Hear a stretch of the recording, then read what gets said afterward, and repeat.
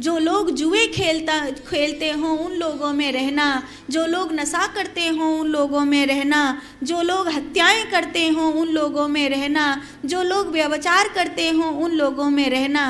तो कलयुग कहता कौन एहसान किया, इन लोगों में तो मैं पहले से ही रहता हूँ, तुमने मुझे कौन सी जगह दी है, इन लोगों में तो मैं पहले से ही रहता हूँ। और परीक्षित के मुख से निकला कि ठीक है स्वर्ण में वास करना। तो स्वर्ण माने धातु होती है, सोना, धातु नाम अस्मि कांचनम। अगर ये कांचन अर्थात स्वर्ण धातु की बात हो रही है तो उसमें तो भगवान रहते हैं। किस सुवर्ण की बात हो रही है? सुवर्ण, वर्ण माने जाति। आज आप देख रहे हो कलयुग का प्रभाव। आज सबसे ज्यादा कोई समाज दुखी है तो वो समाज है जिसके सबसे ज्यादा पांव पूजे जाते थे। आज उसकी सबसे ज्यादा दुर्गति है। आज 40% नंबर लाने वाले लड़के को नौकरी मिल जाती है, लेकिन 95% नंबर लाने वाले को नौकरी नहीं मिलती, क्योंकि अपराध ये है क्योंकि वो स्वर्ण है, उसने ब्राह्मण के घर में जन्म लिया है, ये उसकी गलती है। किसी वैसे में लिया होता तो 40% नंबर पे भी नौकरी लग गई होती।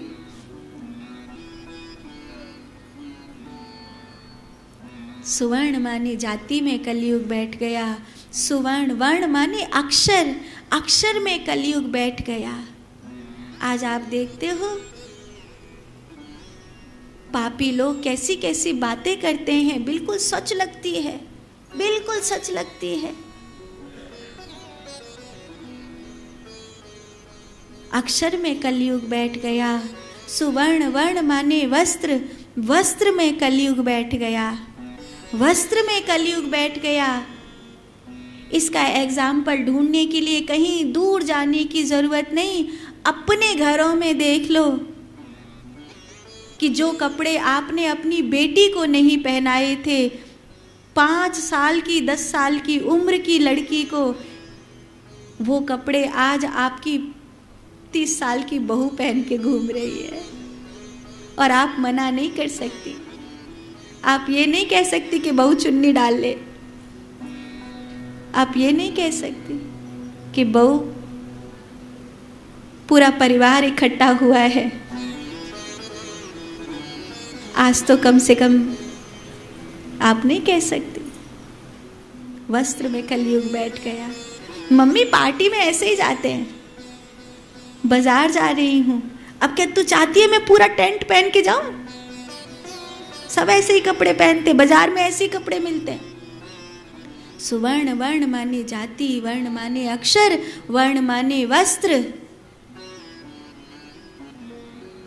और देखते देखते सुवर्ण माने हर वस्तु में कलयुग ने अपना कब्जा कर लिया, हर वस्तु में अपना कब्जा कर लिया।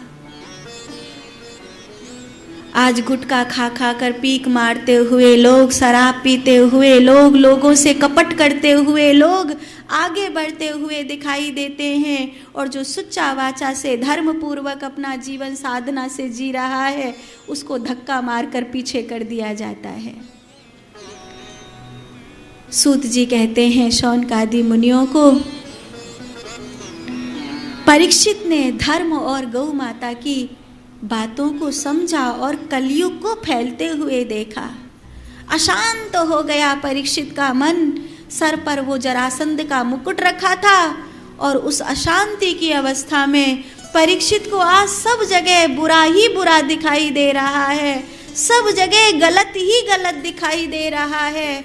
और कुछ ऐसी दशा हो गई कि ध्यान में बैठे हुए, समाधि में बैठे हुए शमीक मुनि को जाकर के पाखंडी समझा कि ये तिलक फोटा लगाए, आंख नीचे बैठा है, ये कोई ध्यान में बैठा है। परीक्षित की जो देखने वाली दृष्टि है उसमें सब पाखंड ही पाखंड दिखाई देने लगा, कलयुग ही कलयुग दिखाई देने लगा, और परीक्षित ने एक महात्मा का अपमान कर दिया। और उस अपमान का परिणाम ये हुआ कि शमीक मुनि के पुत्र श्रृंगी ऋषि उसी समय कौशिकी नदी से स्नान करके लौटे थे। उन्होंने अपने पिता का इतना घोर अपमान देखा कि एक मूर्ख राजा ने उनके गले में सर्प डाल दिया है, इसलिए कि उसे लगता है कि वो ध्यान में नहीं, पाखंड के कारण आँख नीचे बैठे हैं। बगुले और हंस में फर्क भूल गया है वो। ऐसे राजा को राजगद्दी पर नहीं बैठना चाहिए जिसे यही नहीं पता चल रहा है कि संत कौन है और पाखंडी कौन है। वो कलयुग की आंखों से ग्रसित हो गया है। इति लंघयति मर्या तक्षक सप्तमे हनि, उसे 7 दिन के भीतर तक्षक सर्प डस लेगा, ऐसा श्राप श्रृंगी ऋषि ने दे दिया और वहाँ पर चारों तरफ हड़कंप मच गया। अगर परीक्षित जैसा भक्त और धर्मात्मा राजा जिसने कृष्ण भक्ति का प्रचार धरती के कोने कोने में पहुँचाया है, वही है जिसने कृष्ण का नाम चारों ओर पहुँचाया है, अगर वो ऐसे अकाल मृत्यु को प्राप्त होगा तब धरती पर धर्म कैसे बचेगा। गौरमुख नाम के एक महात्मा ने परीक्षित को जाकर के बता दिया कि 7 दिन के भीतर तुम्हारी मृत्यु का समय है। परीक्षित ने मुकुट उतार करके फेंक दिया और परीक्षित को अब होश आया कि मैंने कितना बड़ा अपराध कर दिया। हाय हाय, मुझे बगुले और हंस में अंतर नहीं पता चला, मुझे एक संत में और पाखंडी में अंतर नहीं पता चला, ये कितनी बड़ी भूल हो गई मुझसे। और परीक्षित ने उसी समय, परीक्षित की इरावती नाम की महारानी थी, जन्मेजय आदि 4 पुत्र थे। परीक्षित ने उसी समय राजमहल को त्याग दिया और इरावती से कहा कि अब मुझे ये 7 दिन अपने मोक्ष के लिए जीने हैं। मुझे नहीं पता कि मैं किस क्षण मर जाऊंगा, पर मैं मरने से पहले उसे देखना चाहता हूँ जिसने गर्भ में मेरे प्राणों की रक्षा करी थी। एक बार उसका दर्शन करना चाहता हूँ, उससे पहले नहीं मरना चाहता। इरावती से ऐसा कहकर कि तू मेरी वामांगी है, एक पतिव्रता नारी है, मेरे लिए प्रार्थना कर कि जब मेरी आँख सदा के लिए बंद हो तो मेरे सामने कृष्ण हो, बस इतना ही चाहता हूँ। कहकर परीक्षित चले गए। संतों का समूह वहाँ इकट्ठा हुआ। देवल, दुरात, भृगु, अंगिरा, वामदेव, कनवात्री, दुर्वासा मुनि, पराशर मुनि, नारद जी आदि बहुत से महात्मा, विश्वामित्रो, असितो, कन्वो, दुर्वासा, भृगु, अंगिराहा, कश्यपो, वामदेवो, त्रिवशिष्ठो, नारदादयाः, सभी महात्मा वहाँ पर आए। गंगा का किनारा है, वट वृक्ष की छाँव है और उसमें परीक्षित सभी से बस इतना कहते हैं कि मुझे कुछ ऐसा बता दो जिससे क्षण भर में मुक्ति घटित हो जाए, क्षण भर में मुक्ति घटित हो जाए, क्षण भर में परमात्मा प्रकट हो जाए। ऐसा उपाय हमें कोई समझ में नहीं आता है। तब वहाँ श्री सुखदेव भगवान प्रकट हुए हैं।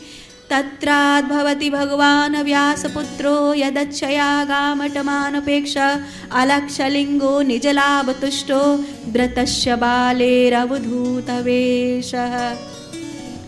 और सुखदेव भगवान ने बहुत सहज कहा, क्यों रो रहा है राजा, इन आंसुओं को ठीक से देख ले, देख कृष्ण तो तेरे पास है, तू बाहर ढूंढ रहा है, वो तो तेरे घट में है, वो तो तेरे भीतर विराजमान है, तू उन्हें कहाँ ढूंढ रहा है। और परीक्षित ने उनके पांव पकड़ लिए। वट वृक्ष के नीचे सुंदर आसन पर सुखदेव भगवान विराजित हुए और सुखदेव भगवान ने राजा परीक्षित को क्रम मुक्ति और सद्य मुक्ति का वर्णन किया है।